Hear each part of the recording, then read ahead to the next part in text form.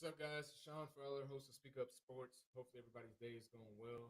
I just want to say it's a blessing. It's a blessing to reach to this Thursday night. Everything going on in the world as we've seen recently, which I'm gonna touch on in a minute. But guys, I just want to say again, big school versus small school, still equals school. That's alliteration for those of you who graduated through elementary school. Uh, Alliteration is a repetition of constant sounds. All right, so it's a lot of s's in there. School, small school, still equals school, right? And again, most of this, as we see in the ticker, Deion versus Nick Saban, with some recent, I guess you can call it controversy of what Nick Saban ended up saying, about Deion Sanders' recruitment process. Excuse me.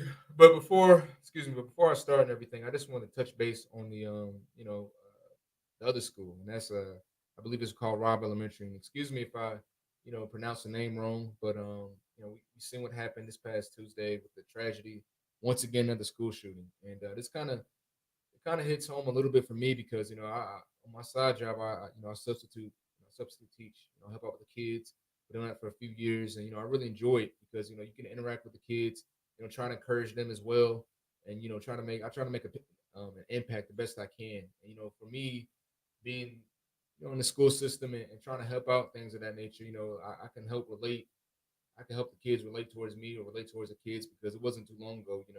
Although I graduated from Shorty University in 2018, that's still school. So again, anytime you're trying to help the youth and impact them the best way you can, it for that to happen, to the little kids, especially I think it was third and fourth grade, where that happened to. It's irresponsible. It's very sad, and I really just look at I always look at the victims' families. I always think about what they're going through this time, and it's a really sad thing because there's summer is now. They were just a couple days away from school, from summer vacation, I should say, and they're going to enjoy the summer with their families, and now their families are going through a tough situation, for the rest of their lives, especially right now at this moment.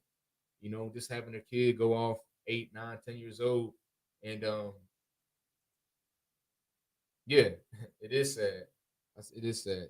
Let's check the comments just now.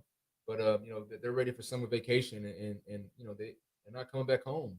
And I always think deeper. And again, it's kind of sad, but I want to share this because again, I can kind of I teach. You know what I mean? I help teach, and I've been doing this for. So I see all the kids that come in, and when they're in elementary school in that age, they're just really innocent. They don't know any better. They're just having fun.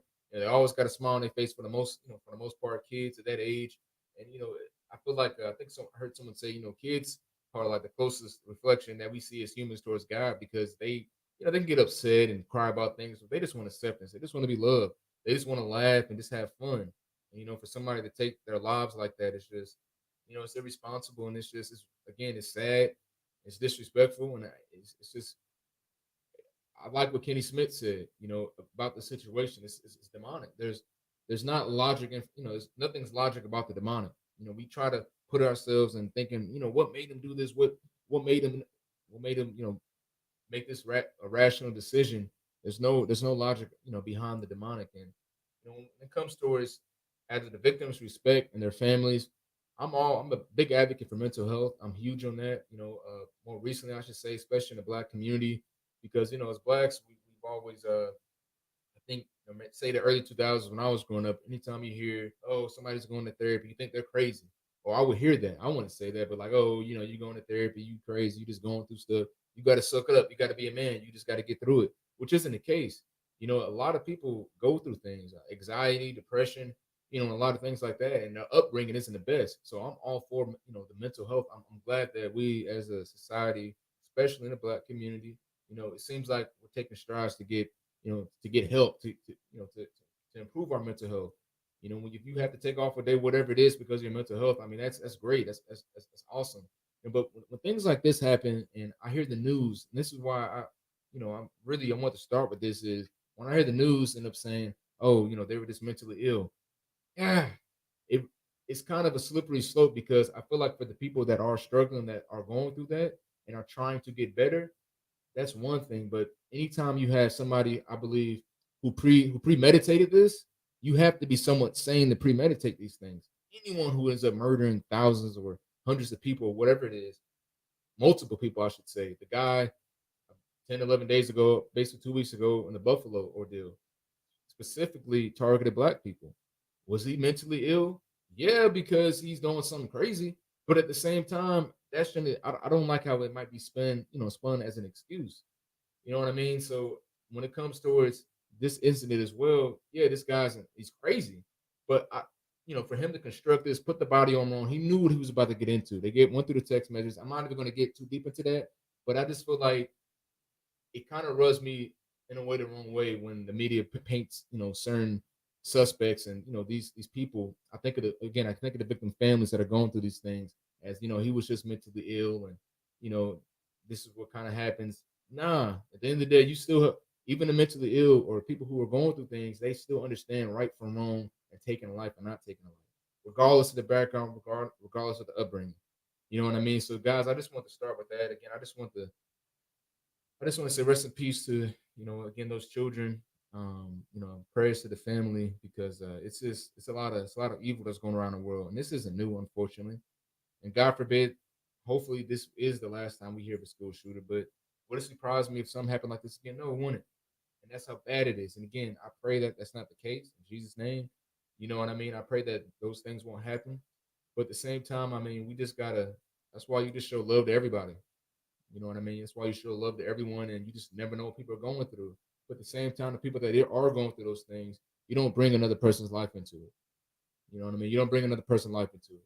Play Call of Duty, kill them. You know what I mean? Play something like that. But you can't play life because those kids' lives are gone forever, forever. There's no respawn and you coming back. So I just want to start with that, guys, and it's just really serious out here. But going in towards the sports side, again, it says big school versus small school, right?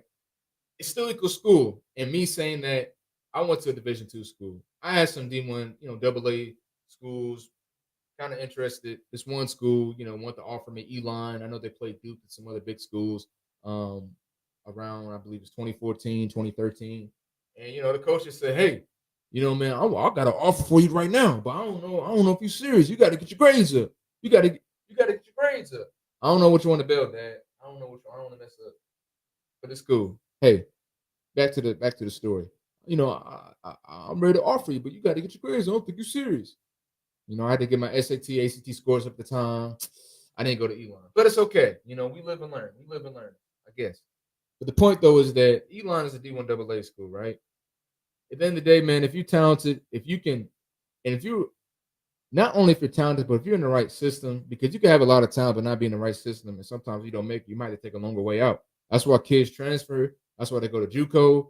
That's why they go to a lot of other schools that bet on them talents. So I understand firsthand. I mean, you got the talent, but if you're not in the right system and you're not getting opportunities, ugh, ugh. I just leave it at that. But the point though is Nick Saban says something basically like how the recruiting process is going. Like basically Deion Sanders, he basically Jackson State, they probably paid $1 million, for the kid who came out of Collins Hill High School, which is Travis Hunter. And again, back to the school, since we're talking about schools, it's funny how I knew about this guy, Travis Hunter, by some of the other students. Like, Mr. Fowler, have you heard of Travis Hunter? He's like the number one receiver in the nation. I don't care about no little kid. Okay. I didn't say that. I'm like, nah, I haven't heard of him. But now that you see it on ESPN and things like this, like he's a number one recruit, this and that, he's solid. He tough. He tough. And all that being said is that all that being said is, he can play both sides of the ball, something like Deion Sanders, and he went to Jackson State. I think he was going to Florida State, ironically, where Deion Sanders had he's an alumni from there, played at Florida State University back in the 90s. And he was thinking about going to Florida State, but he's like, nah, you know what? I'm gonna take my talents to Jackson State. And that's an HBCU school for those that don't know. So all that being said, I guess I don't know if Nick felt a little salty that one of the top recruits isn't automatically choosing Alabama, like they normally do in those skill positions. No, I'm going to Jackson State. I'm gonna play with Deion Sanders. He's the best cornerback, arguably in NFL history. He gonna get me there. Prime gonna get me there, and that's what he did. And he's been balling on the spring practice. As far as what I'm hearing. So again, with me saying this, it's kind of irresponsible for Nick Saban to say that. Like, why you got to bring up Deion Sanders? Just like other guys, sports aficionados say, like, don't y'all got an Affleck commercial? Like multiple too. Y'all had to take multiple takes, I'm sure. You know what I mean? So what's the point of bringing up prime time, and paying the millions of dollars? And again, I should have looked at. I'm gonna right after this interview or this conversation we have and speak up.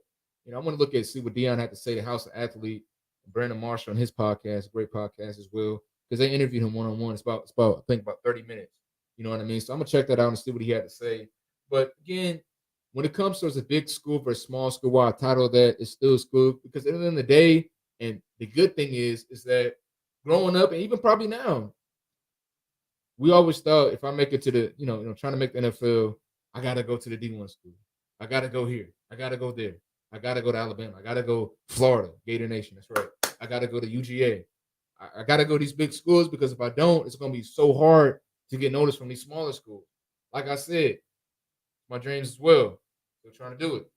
But the point though is that, shorter, it's D2 school. Wasn't really winning school. I'm not trying to throw them on the bus. But so you got to shift that mindset and be like, you know what, no matter where I go, it's still a school. You know what I mean? You know what I mean? Excuse me.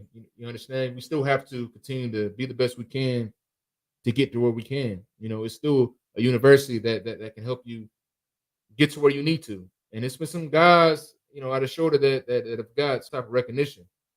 You know what I mean? Even a guy now that's there that I'm praying for him. I hope he gets a shot playing the DB. You know what I mean? You know what I'm talking about. But the point though is that uh a big school versus small school is still a school. And I'm glad that, you know, Travis Hunter, it's funny me saying a little kid name. I'm glad that he chose Jackson State, because it helps with the HBCU schools. It helps that, you know what, this guy can choose a smaller school or HBCU school, and he can make it. And 9 chances out of 10, guy won't. He's gonna make the league. Like, it's no way. You got too much talent. You under prime time. He gonna give you a workout. If he balling on a workout, that's really all you need. You know what I mean? It's really what you need. Okay, he can still run a 4.4 or 4.3, whatever it is. You know, undrafted free agent, whatever it is. Most likely he's gonna get drafted though. So my whole point though, guys, and all this big school versus small school still equals a school. I know I've said that like 10 times already. Is no matter where you go, if you can ball out and you're in the right system, hey, keep God first, man. You can make it. You know what I mean? And I didn't really like that Nick Saban kind of he since apologized talking about Deion and the schools and things like that. But I didn't like how he kind of like, man, what you doing, man? It's prime. Like, why you talking about prime like that? Why you talking about Deion Sanders? He probably paid him $1 million. And it's funny because I wish I could have brought up the tweet. Uh, Travis Hunter, the the recruitee, I should say.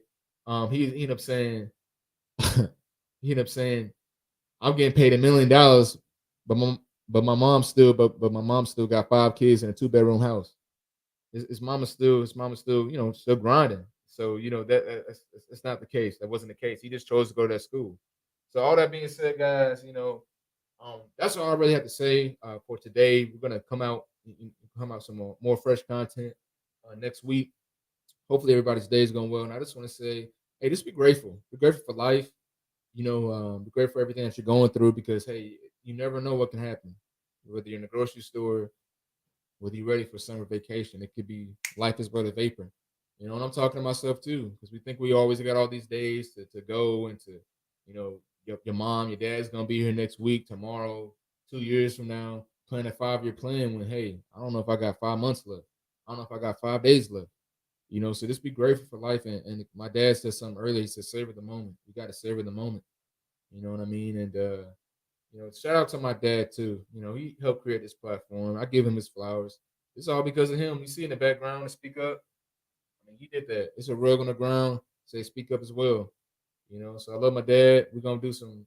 We got some topics, some fire on the way, I should say, and we'll be ready to go.